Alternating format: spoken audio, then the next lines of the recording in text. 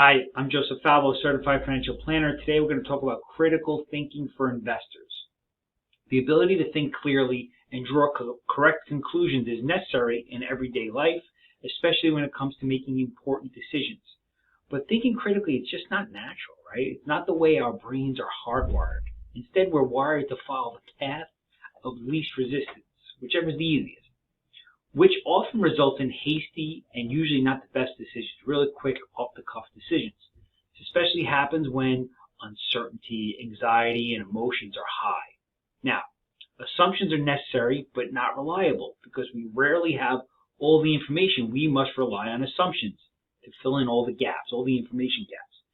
This can obviously have flaws in our thinking and our judgment. If information seems realistic, right, especially if there's a good story attached to it, our brains accept it as fact and just move on, right? That's how we're wired.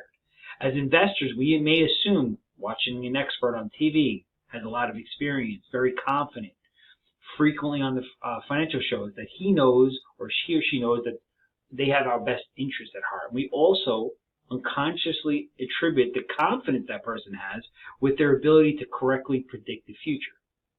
As much as that would be great if it was true, it's just not. Even when we have all the information, we still don't know how others are going to respond. All right, let's look at the global shutdown. Who would have thought the market would go higher, even as countries and economies have actually shut down? Did that make any sense? Did anybody predict that correctly? Okay, critical thinking is critical for investors. We are not born to be critical thinkers. Just like we're not born to be great musicians, it takes time, it takes effort, it takes practice.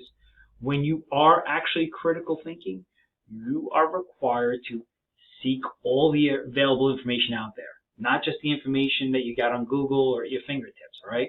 You got to play devil's advocate. What if the opposite is true? What if I'm wrong?